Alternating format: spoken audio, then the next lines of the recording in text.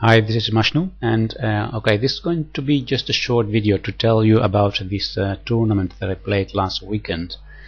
Some of you asked me on the comments of the previous video to tell you how it went, and well, I've been posting results of after each round. I posted the results on Twitter, but it's now completely over, the tournament, and I ended on the first place, so I'm really happy about that. It was a great tournament. I enjoyed it a lot, and I'm going to show you now just one fragment of a game. That this was actually the last round, and it was very exciting because when we started the last round, there were 6 players on the first place. So me and 5 others, we all had at that moment 4 points out of 5 games, and that meant that I needed to go for a win. Draw would mean becoming second or third or lower than that, so I wanted to win this game, and I had white, so I went full force for a kingside attack, as you can see in this position. Here it's black to move, and black played here e takes d5. Let me show you like that. And when attacking, it's very important to choose dynamic play. So I ignored this pawn grabbing there in the center, and I went simply for improving the attacking force. So I took the bishop on g7, and then he took back with the king, and I entered on h6 with my queen. And this is a very crucial moment for black, because black can choose now with his king to go to h8 and to g8, and it really does matter which square he chooses. In the game he chose the wrong one. He went to g8. To h8 would have been better. But let me show you first how the game continued. King to g8, and here there is of course a mating pattern. That imagine that this knight would not be there on f6, then queen takes h7 would be checkmate. So my first thought was, how can I get rid of this this knight on f6?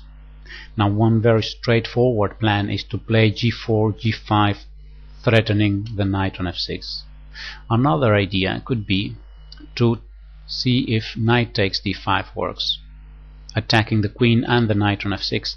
Now of course there's a bishop on b7, so after immediately knight takes d5, then there is bishop takes d5. Then I thought, alright, let me examine 2 things. One is bishop takes a6, with the idea of deflecting this bishop from b7, and the other one is the idea of g4, g5. I did some calculation, and I decided that g4 was the best move here. Of course I needed to take care of this diagonal here, that there wouldn't be any danger for my king, but it's completely safe. Actually bishop takes h6 is also a nice move.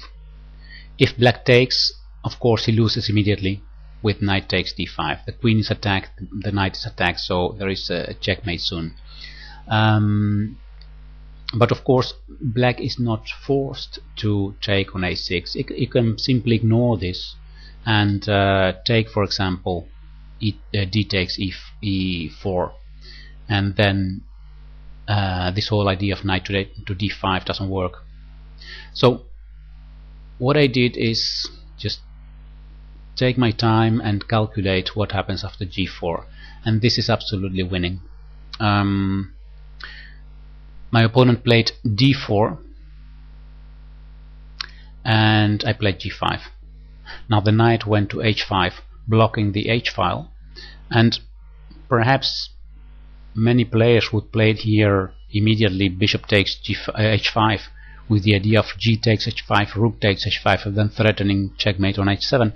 But I thought I don't want to allow him to play f6, because if he is allowed to play f6, and the queen suddenly defends the 7th rank, so it's much more direct to simply avoid these complications and play f6 myself right now. So just let the knight on h5 standing. So that's what I did. I took here on, I'm sorry, I played f6, and this was the last move of the game, because there is no defense against a rook takes h5, g takes h5, and then queen takes queen to g7 checkmate. So my opponent resigned here, and that meant that I was winning the tournament.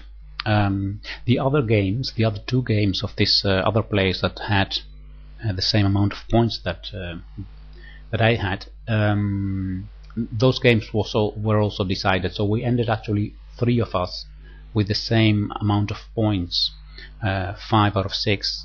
But then they look at what they call the I don't know how it's called in English, but in Dutch we call it well, translated it would mean the resistance points. It means that they count all the points that your opponents have accumulated during the tournament, and then they see this way who has had the heaviest program, the heaviest opponents.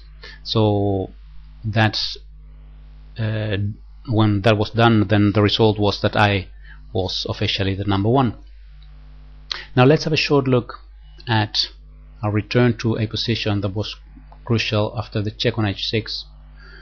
If the king went to h8, the difference in this defense is that now the g8 square is available for the black rook. So if here we try to play g4, then black can play rook to g8, defending g7 and preparing eventually to go with this rook to g7, defending h7. So if we play here g5, it looks at first sight winning, but then we must be careful, because d takes e4 can follow,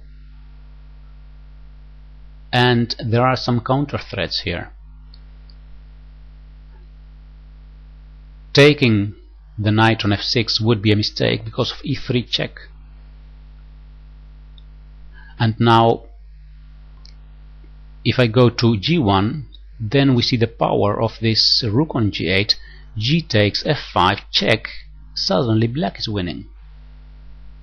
So this is really a very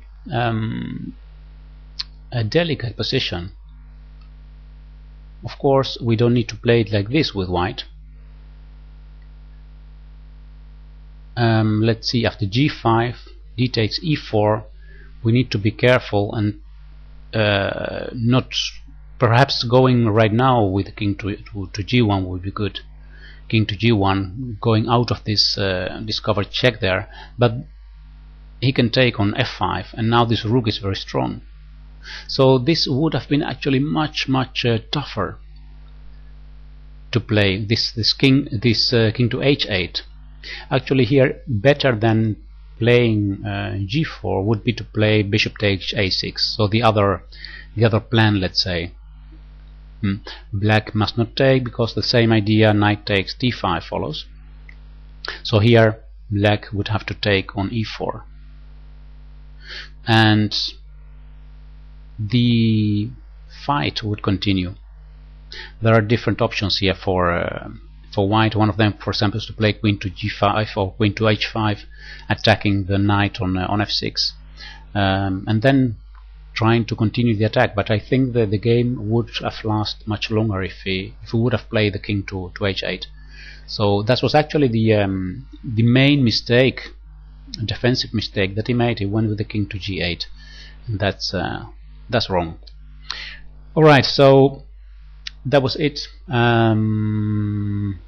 After this, I'm going to continue my series of sharp middle game positions.